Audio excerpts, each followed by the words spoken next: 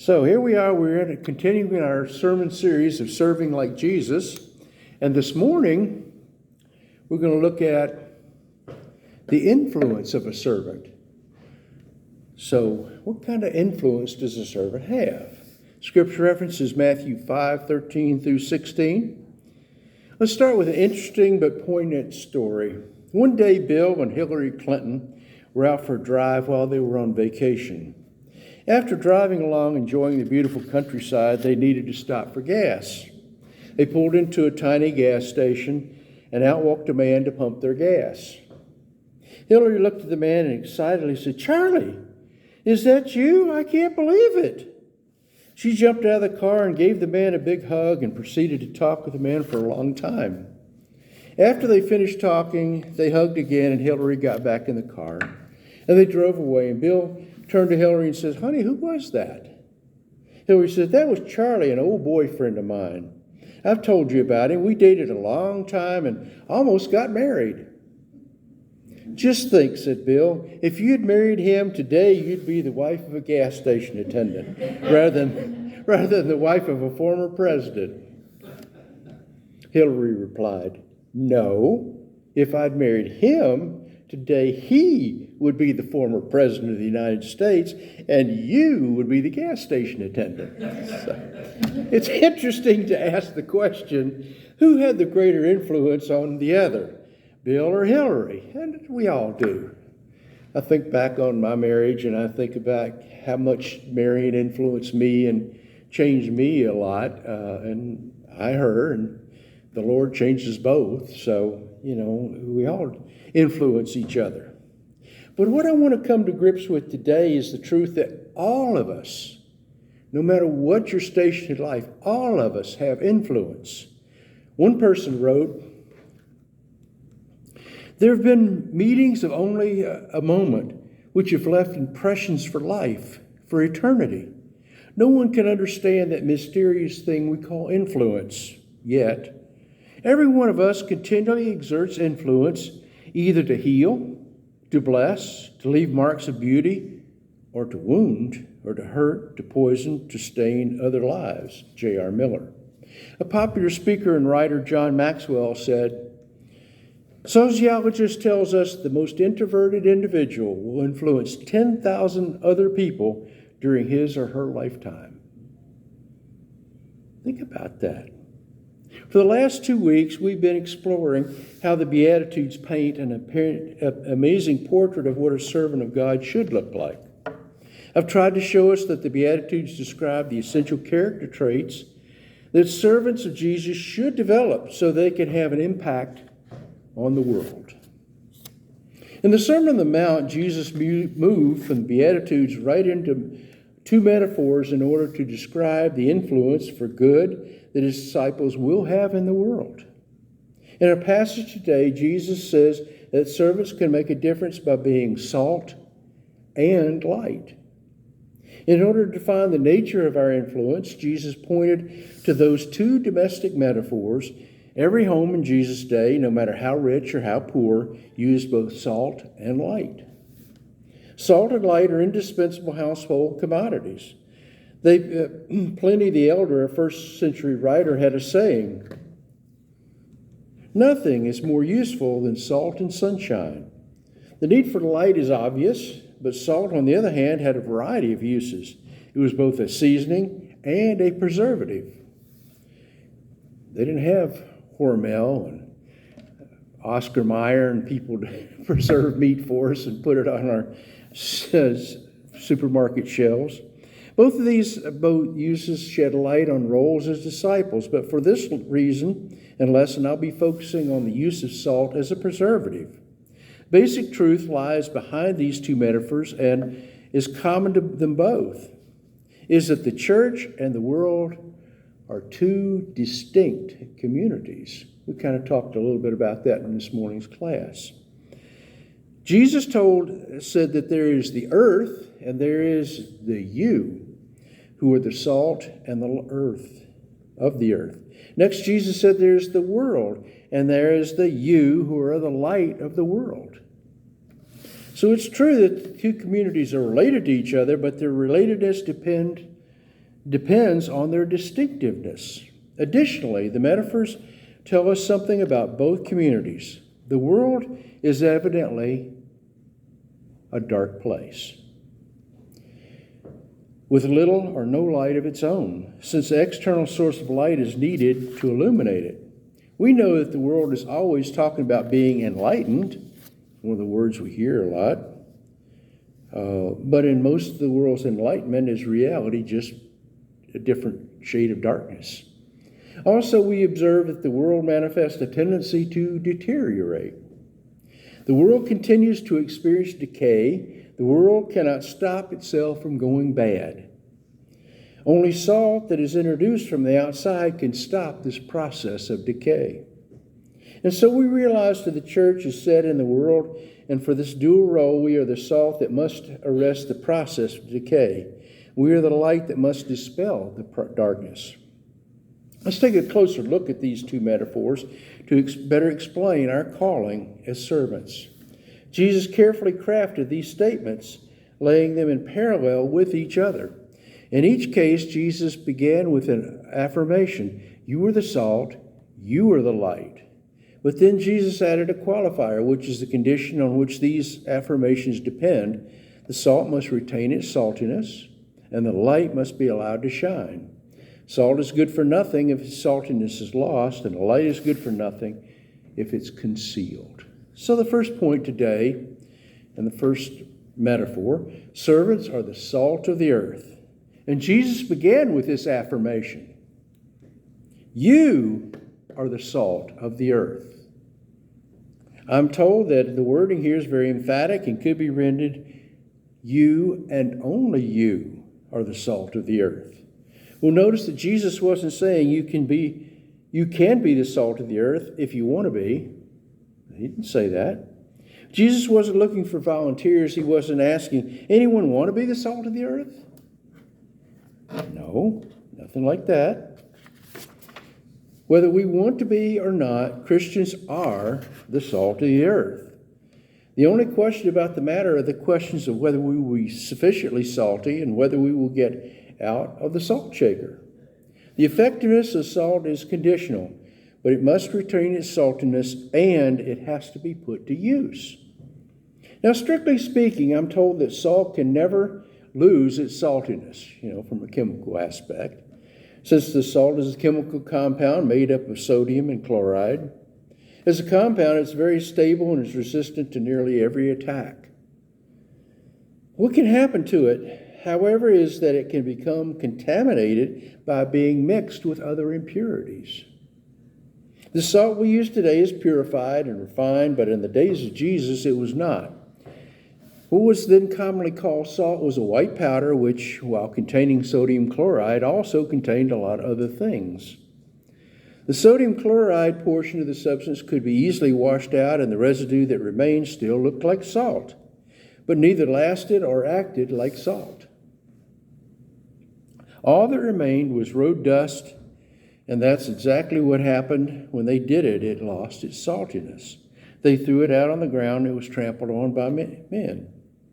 Jesus wants us to be salty servants, not as salty as off color or harsh, but rather the saltiness is the Christian character as depicted in the Beatitudes that precedes this passage and all the teachings that follow it in the rest of the Sermon on the Mount. Salt must retain its saltiness to be effective. So, we Christians must remain Christ-like. Our influence on the world, our world, requires that we remain distinct from it. Not in proximity, we have to get out of the salt shaker, but in purity. Martin Lloyd-Jones emphasized this. The glory of the gospel is that when the church is absolutely different from the world, she invariably attracts it. But then it is then that the world is made to listen to her message, though it may hate it at first. And the next point is, servants are the light of the world. Jesus introduced the second metaphor with a similar affirmation. Did I miss that? I must have. You are the light of the world.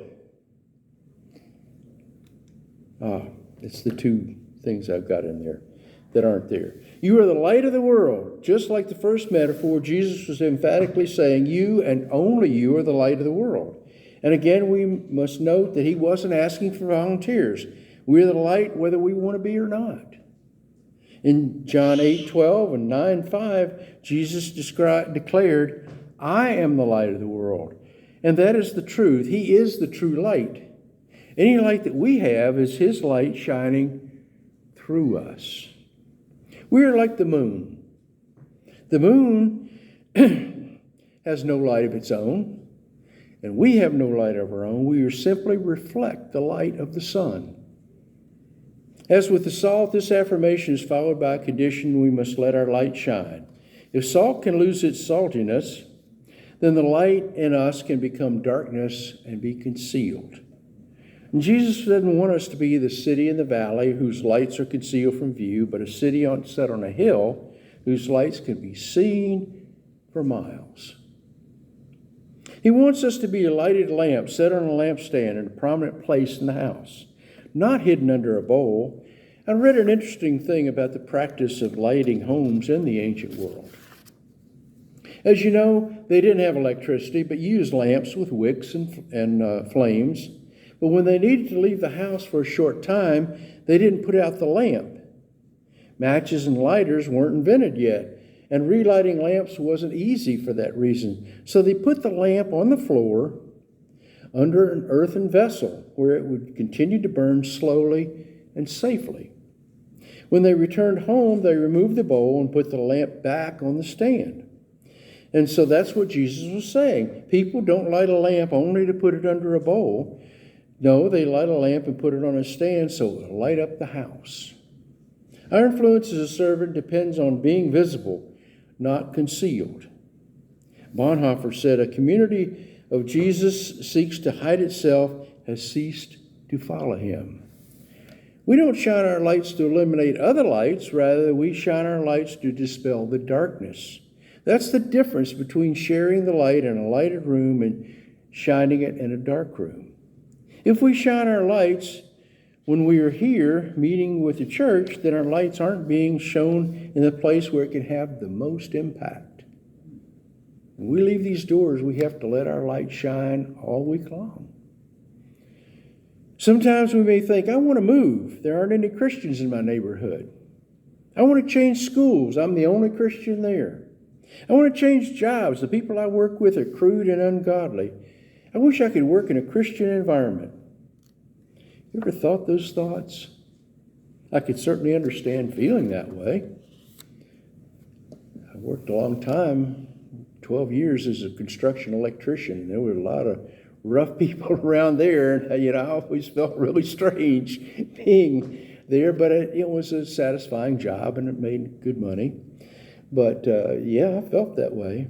But our mission as servants of light require us to be in a dark world, because we're the ones shining the light. Christian fellowship is essential for spiritual health and growth, but it's not an end to itself. So when we're here on Sunday morning, that's great. We get our batteries recharged. We come on Wednesday nights to class. That's great. We get our batteries recharged for the midweek. But all the other times, we're out there in the world, hopefully, prayerfully shining our light. Rather, fellowship is supposed to prepare us to go and be a light in the world. C.T. Studd wrote, some wish to live within the sound of the church or chapel bell, but I want to run a rescue squad within a yard of hell. Jesus was criticized for spending time with tax collectors and sinners, and he responded,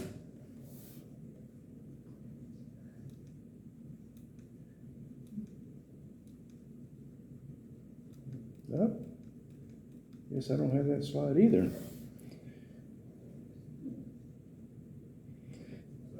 You just fine. I tell you, when things go wrong, they really go wrong.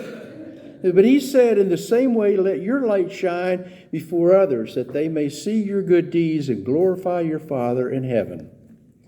We're not to conceal the truth that we know, nor conceal the truth of what we are. Good deeds that befit our Father in heaven should characterize our lives. And when people see us and our good works, then they will glorify God. They will recognize that it is by God's grace and power that we do what we do and are what we are. And the light we shine is really God's light shining through us.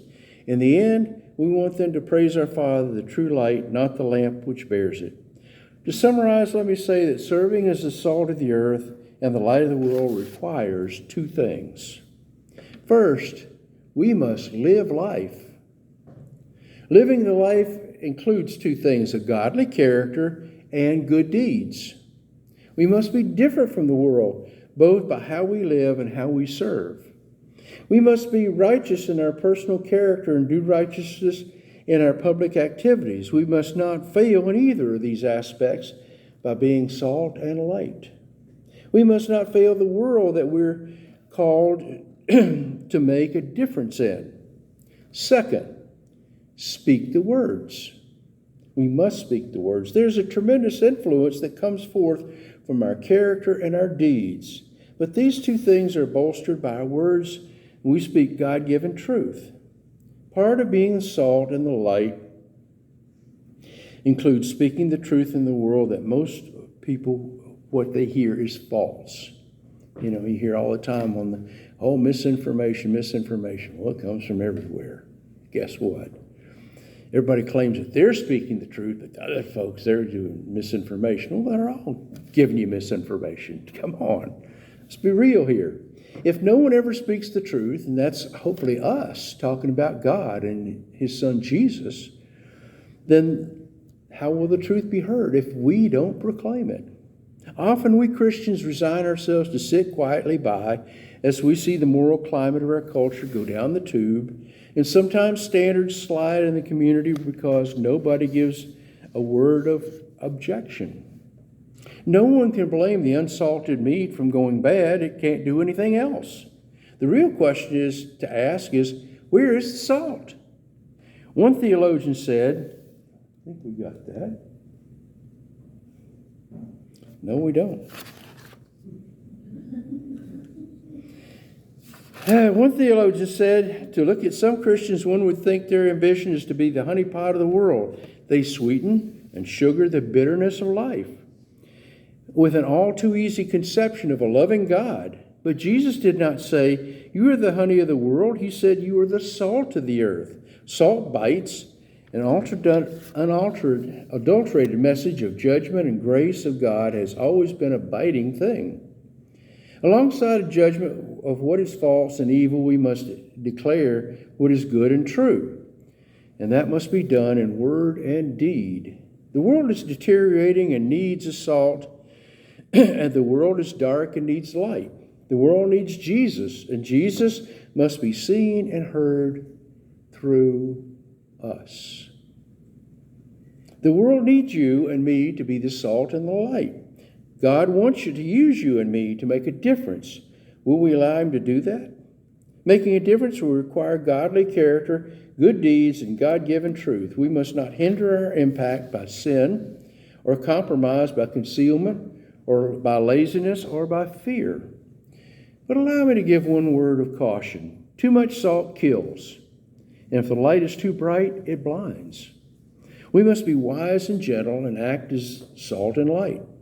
Those outside of Christ are living in darkness and decay.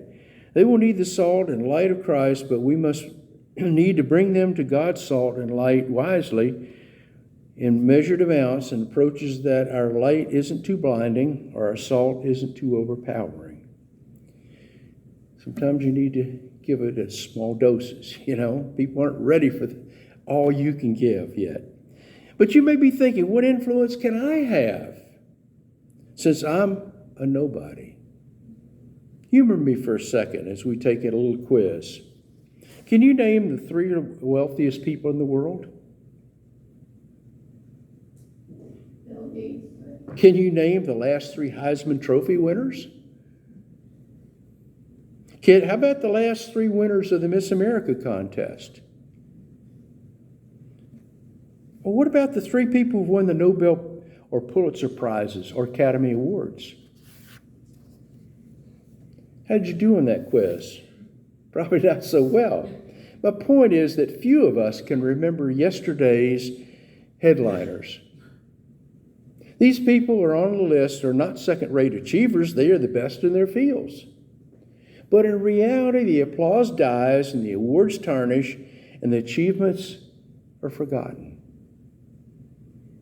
Now let's try another quiz. Think of 3 school teachers that made a difference in your life. Think of 3 friends who helped you through a difficult time. Think of 3 people who made you feel appreciated and special. Think of 3 people you enjoy spending time with. And think of 3 people whose lives have inspired you. How'd you do in that quiz? Probably a lot better, right? Because they were personal. They affected you. The lesson I hope that we get from this is that people who make a difference in our lives are not necessarily the ones with the most credentials, the most money, or the most awards. No, the people who make the biggest difference are the ones who care, the ones who serve. Sometimes they serve deliberately and consciously, and sometimes they serve just by living for Christ and being the salt and light. Allow me to tell us a story called The Keeper of the Spring.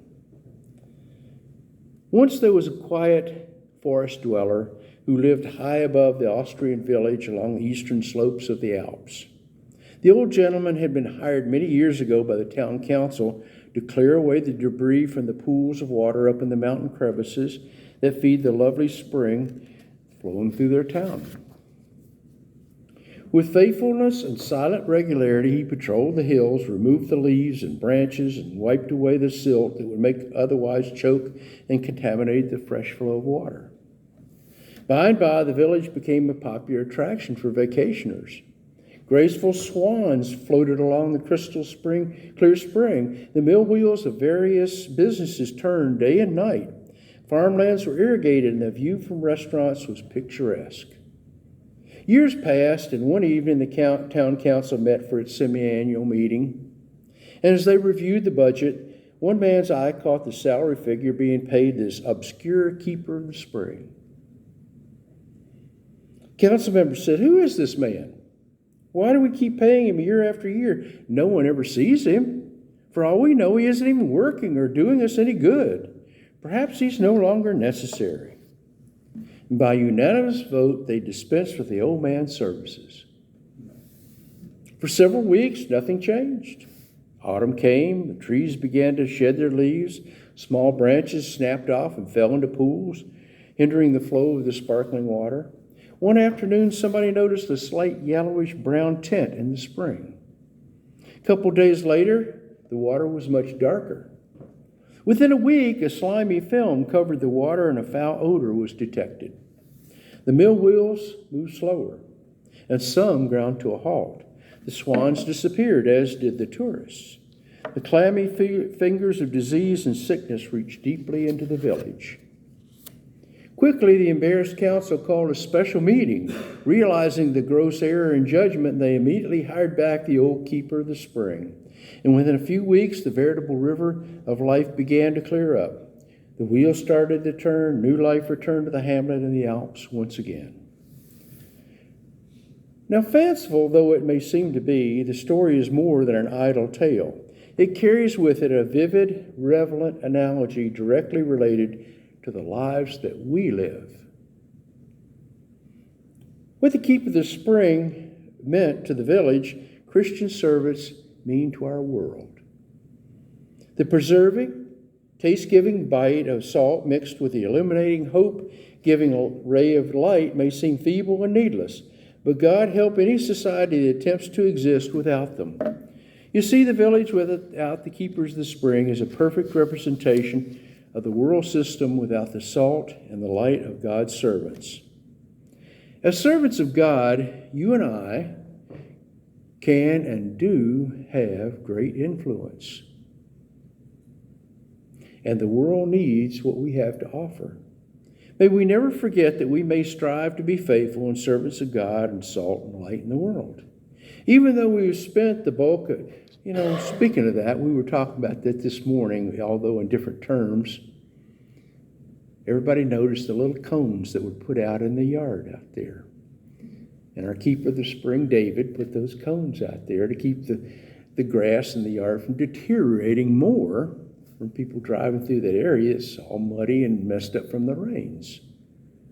Thank you, keeper of the spring, David. You see how little things can mean a great deal. And even more in personal lives. So even though we've talked about the salt and light, I want to conclude by applying this illustration to our work in the church as well. Just as the keeper of the spring in this world, we also need keepers of the spring in the church. We need elders and deacons to carry out their important roles with faithfulness and effectiveness. And again, we're a bit small for that today, but a lot of people who hear my voice from other places in the world, those churches may need elders and deacons, and I implore you to seek those men out. Some of their work is done behind the scenes, and some of it's done out front, leading the way. Serving in these roles is a big responsibility, and one of the aspects of serving in these roles involves equipping others to become servants and training people, some to serve as the future of elders and deacons. We also need many keepers of the spring who will be ministry leaders and ministry helpers. These kinds of servants can have a great influence in so many different ways, like working in the building, grounds, and people meeting in the foyer, teaching children in Bible class, helping the nursery or children's Bible time, or serving people in the food pantry. Keepers of the spring in the church also look out for each other and serve each other in so many basic and practical ways. Giving rides, bringing food, calling those who are missing, and visiting the sick and shut-ins. Faithful keepers of the spring of the church help to make the church the healthy and alive church family that God desires. The headliners that the healthier that the church is, the better equipped the saints will be to have an influence on the world. Now, let's see if we can get this.